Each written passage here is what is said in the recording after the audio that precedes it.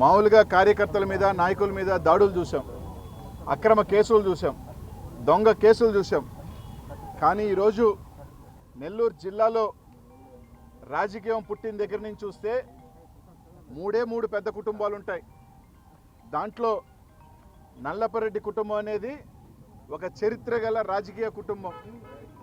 దాదాపు 6-7 దశాబ్దాల రాజకీయ చరిత్ర గల కుటుంబం నల్లపరెడ్డి గారి కుటుంబం. ఈరోజు రాజకీయాలలో విమర్శలు చేసుకుంటాం, ఘాటు విమర్శలు చేసుకుంటాం. కానీ నెల్లూరు జిల్లా చరిత్రలో ఎప్పుడూ కూడా ఇట్లాంటి దారుణం, అరాచకం. ఈరోజు ప్రసన్న ఈరోజు ఒక కార్యక్రమం జరిగితే, ఏదైతే జగన్మోహన్ రెడ్డి గారి పిలుపు మేరకు ఒక ప్రోగ్రాం జరిగితే 3 రోజుల క్రితం ఏదైతే శాసనసభ్యురాలు ఆమె ఇష్టం వచ్చినట్టు మాట్లాడుతూ పర్సంటేజ్ల ప్రసన్ననని రకరకాలుగా ఊగిపోతూ మాట్లాడిన దానికి ఈరోజు ధీటైన కౌంటర్ ఇవ్వడం జరిగింది. అవసరమైతే నీకు అవసరం చేత కాకపోతే కౌంటర్ ఇవ్వు, లేకపోతే ఈరోజు ప్రసన్న నిజాలు చెప్పాడనే భయమా తెలియదు. కానీ ఈరోజు దాదాపు ఒక 60-70 మంది పైగా, ఇంకా తెలియదు సంఖ్య ఎంత ఉందో తెలియదు, కానీ ఇక్కడ చుట్టుపక్కల వాళ్ళందరూ చెప్పటం 60-70 అంటే 100 మంది అని. ఈరోజు ఇల్లు చూస్తూ ఉన్నారు మీరు, ఏ విధంగా ధ్వంసం చేశారు.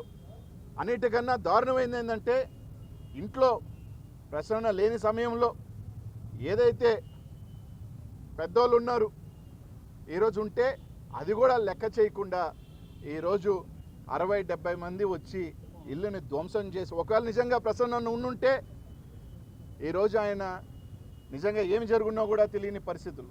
ఎందుకంటే ఎవరైనా సాయంకాలం పూటలో 8 గంటలు 9 గంటలు ఎవరు ఉంటారు? ప్రసన్న ఉంటాడు, వాళ్ళు కొడుకుని ఉంటాడు.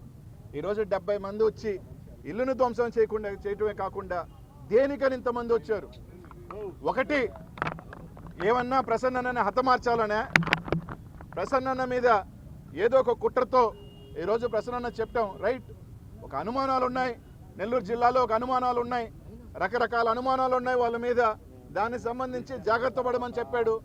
దానికి సంబంధించి మీరు లేదంటే విమర్శలు చేసుకోండి, ఏవైనా ఘాటుగా చేయండి. కానీ ఇట్లాంటి అంటే వైఎస్ఆర్ కాంగ్రెస్ పార్టీ చేతకాక కాదు, లేకపోతే ప్రసన్నానికి అనుచరవర్గం కాక కాదు.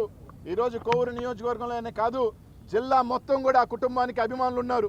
ఆ కుటుంబానికి ఏదైనా సరే అవసరమైతే ఎంత దూరం ఉండి దానికి వైఎస్ఆర్ కాంగ్రెస్ పార్టీ కార్యకర్తలు శ్రేణులు ఉన్నారు.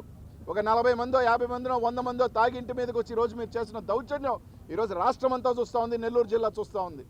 ఈరోజు ఎప్పుడు ఇట్లాంటిది ఎక్కడైనా నేను పత్రికా వాళ్ళని కానీ నెల్లూరు నగర జిల్లా ప్రజలను అడుగుతా ఉన్నా, 80 సంవత్సరాల స్వతంత్రం వచ్చిన తర్వాత ఇట్లాంటి ఘటన నెల్లూరు జిల్లా చరిత్రలో, నెల్లూరు జిల్లానే కాదు రాష్ట్రంలో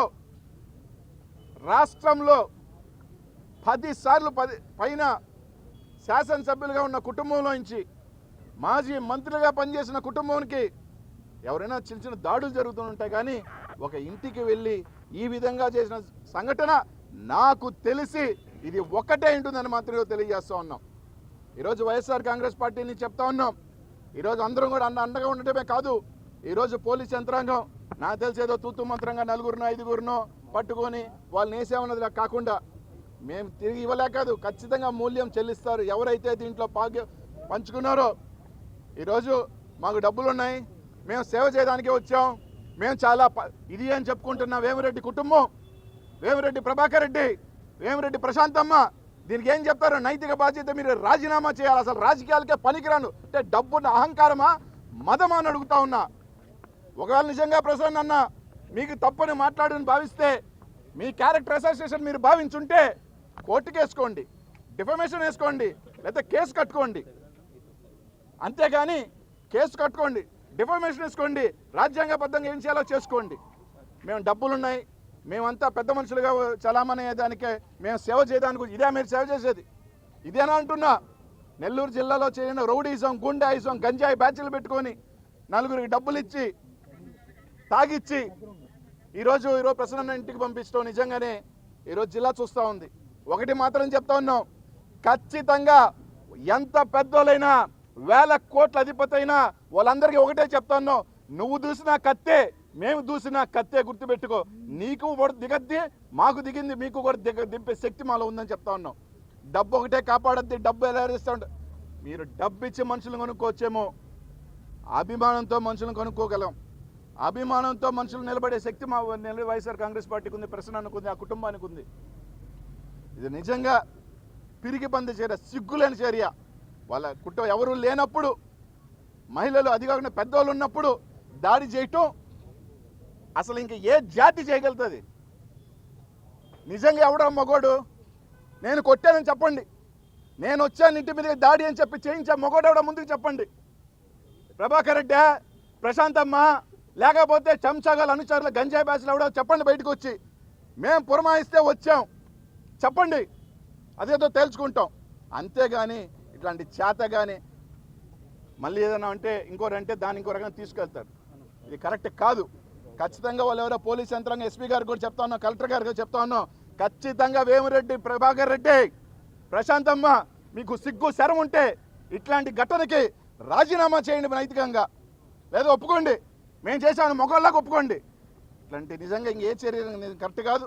తప్పకుండా ప్రతి చర్య ఉంటుంది. అందరం అండగా ఉన్నాం అన్న కుటుంబానికి వైఎస్ఆర్ కాంగ్రెస్ పార్టీ పక్షాన, కార్యకర్తల పక్షాన, నాయకుల పక్షాన అందరం కూడా ఉంటాం. తప్పకుండా దీనికి మూల్యం ఖచ్చితంగా చెల్లిస్తారని చెప్పి తెలియజేస్తా ఉన్నాం. ఈరోజు వాస్తవమే, ఈరోజు మేము డిమాండ్ చేస్తూ ఉన్నాం.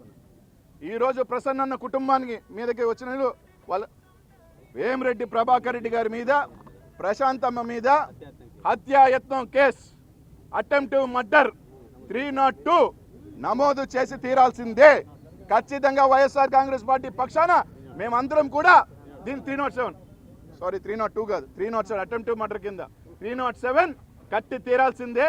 వాళ్ళ కేసు మీద, భార్యాభర్తల మీద కేసు ఇల్లు కాకుండా ఎవరైతే పాల్గొన్నారో ఆ నాయకులందరి మీద కూడా ఖచ్చితంగా కేసు కట్టి తీరాల్సిందే అని ఈరోజు తెలియజేస్తా ఉన్నాం.